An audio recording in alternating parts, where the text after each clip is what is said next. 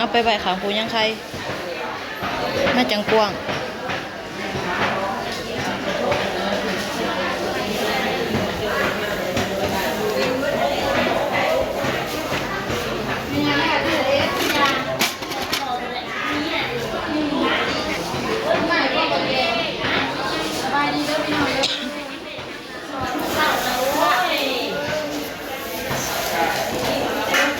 เป็นเวลาประมาณ9 โมง40 โมง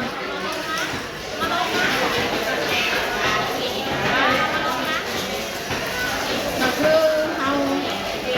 แม่เฮาก็คือเพิ่นอยากเฮาไปแล้วพี่น้องแต่ประมาณตี 5 โมงเช้าเนาะ 4 โมงได้ประมาณ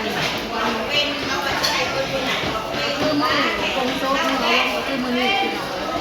เพราะว่าเบิ่งวันว่าเฮาสิบ่ลงมื้อนี้เนาะประมาณวันพฤหัสร้านมีโคกวันพาน ก็สิแบบบ่อยู่โคกนะแบบเดียวเนาะมันโดยโคกนะเลยตัดสินใจเป็นมื้อนี้เนาะก็สิกระทันหันแหน่แต่ก็บ่จำเป็นนะตอนนี้กำลังหุ่นเตรียมเฮ็ดห้องอยู่ห้องกินห้องเพื่อหักแขกหักหมู่นี่แหละเมียเพิ่นก็จากเฮาไปแล้วไปสบายเลยเบิดเวรเบิดกรรมเลยถ้าพูดน้องยาผมไม่บ้างยาทำไรยากับบุ้ยน่ะจะทำนี่ห้องไม่บอกไปได้อยู่ในต่างหรือว่าร้านนี้ซื้อข้าวเปลือกใส่ เปลือกก็แล้วข้าวมาแล้วกูใช้แต่โต๊ะครัวอะไรแล้วก็อาหารแก้วนะยกไข่ไปตัวไม่ได้เอามา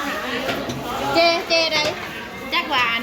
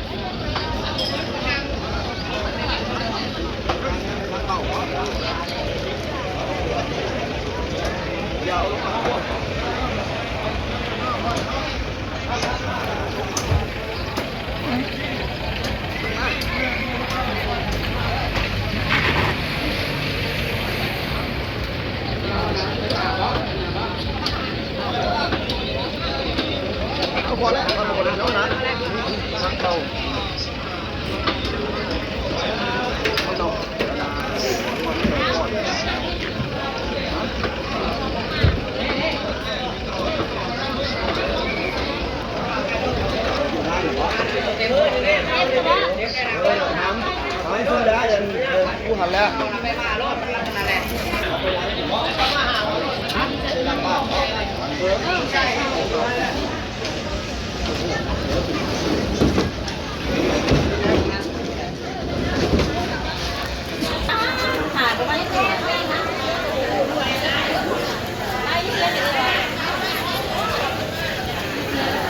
ตอนนี้กำลังวุ่นวายกันพี่น้องกำลังขนของมาลืมขบแล้ววันนี้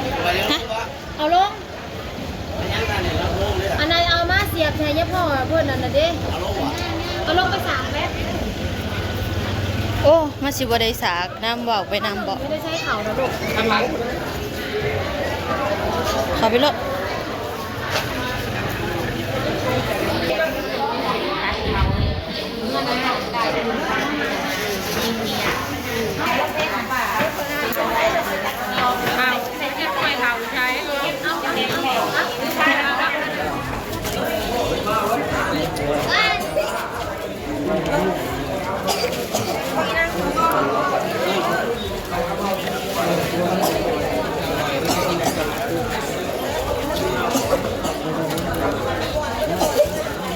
พี่นางบ้านคนม่วงก็มาพี่น้องเมียลุงสุบสนุกก็นั่งหมกบ่เคยหยอกแม่ใหญ่มาบวชนะแม่ใหญ่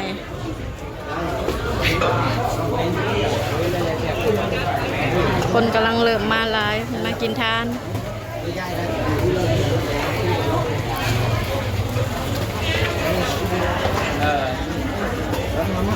ไปอยู่มันลูกไปพ่อครับแกนี่เดี๋ยวสิไปเผาเอาบอกไปว่าบอกเรื่อยๆฟัง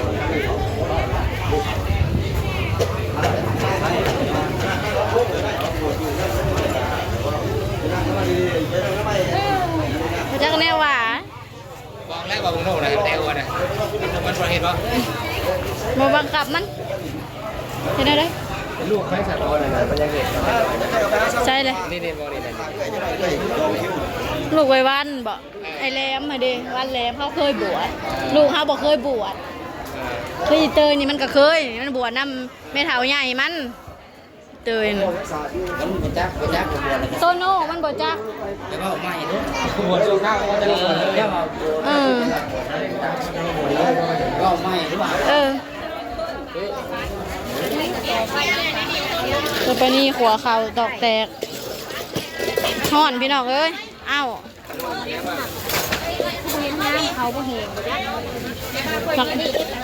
เบิ่งสีขาวคือเม็ดเขียว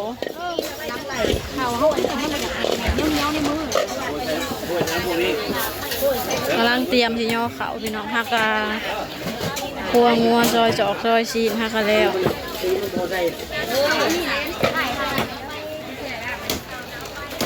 คันเห็ดอยู่ทางหล้างบ้านเดี๋ยวสิเคลียร์พื้นที่บัดนี้เอาเนี่ยอยู่เนี่ยกินออกมาอันนี้เห็ดอยู่นอก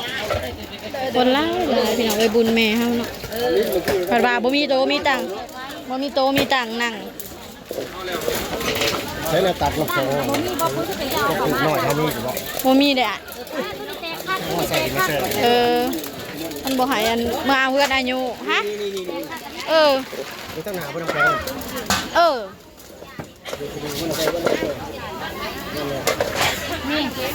คือระบาดน้ำเนาะ